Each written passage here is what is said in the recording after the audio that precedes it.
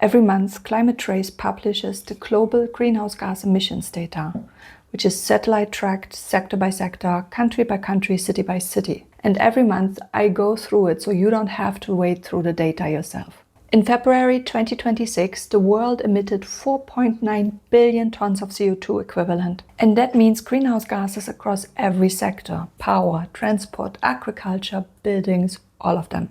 And all of them converted into a single comparable figure. So how does that compare to last year? It's down 0.7% versus February 2025. It's a small decline. It's not a dramatic change, but still.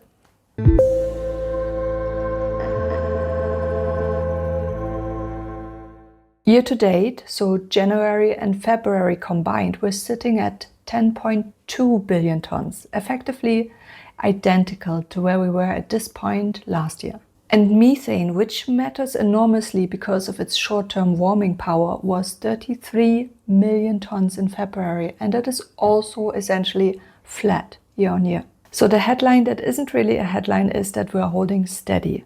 Emissions are not accelerating, but they're also not declining at anything like the pace that science says that we need. And this is why this is a moment that calls for clear eyes, not panic, and also not complacency. Next, let's look at where these emissions are coming from. China remains the world's top emitting country at 1.4 billion tons in February alone. That is a slight decrease, down 0.4% year on year. In the context of China's scale, even small percentage movements represent millions of tons, so this is still worth noting. The United States was down 0.9%. India notably was down 2.8%, which is one of the more significant national declines in this dataset. Russia, on the other hand, ticked up slightly, 0.2%, and Indonesia has remained flat. The EU, if counted as a single bloc, would rank fourth globally, and it showed a meaningful decline in February, down 2.6% compared to February last year. And that is encouraging and consistent with the longer-term trends in the European energy transition.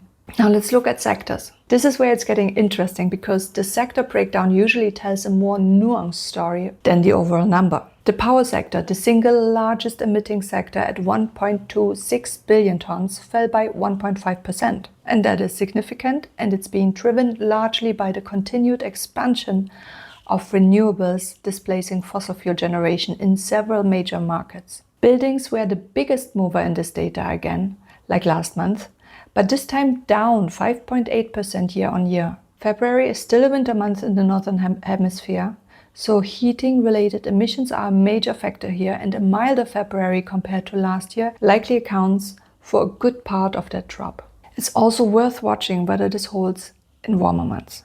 Moving on to manufacturing, this was essentially flat.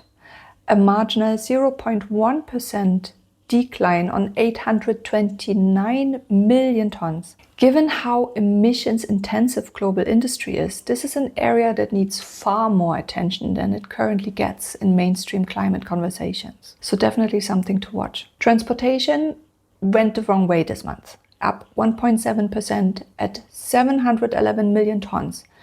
And this is the third largest sector, and this increase reflects continued growth in aviation and road freight globally. This is also a reminder that the transport transition still has a very long way to go globally. Waste in February was also slightly up, 0.3%. Agriculture and fossil fuel operations were both flat. Next, let's look at the city level, because Climate Trace also tracks the top 100 urban areas, and the city level data is usually some of the most interesting in the report.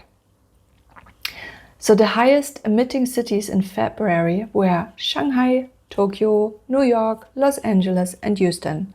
No great surprises here. These are among the world's largest and most industrialized urban areas still. But the cities with the greatest increases are more telling. You got Liuzhou and Sanming in China, you got Ramagundam and Surat in India. And these are very industrial cities, many of them heavily tied to steel, cement, and power generation. Their growth in emissions reflects the ongoing industrialization story in parts of Asia. On the positive side, you have Ma'anshan in China and Waidan in India. You got Tehran, Tokyo and Korba in India, which all recorded the largest absolute declines. One point to note, I think, is that Tokyo appearing in both the highest emitting list and the largest declining list highlights that scale and direction are two different things. You can be a large emitter and still be moving full steam in the right direction. So what should we take from all of this? What does the February 2026 data actually tell us? Well, it tells us that the world is not yet on a declining emissions trajectory at scale. A 0.7% monthly dip, year-on-year parity in totals and flat methane, these are still not the numbers that would show us that our planet has entered rapid decarbonization. But they are encouraging. Renewables continue to push power emissions down. The EU's steady decline in the long run, India's notable drop this month, that's not nothing.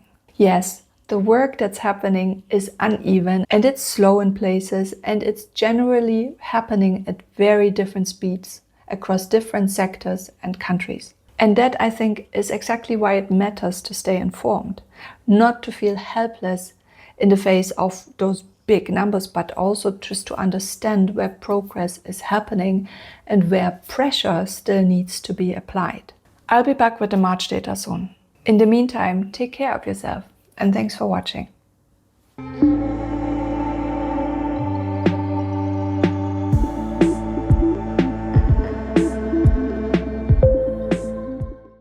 Transition has a very long go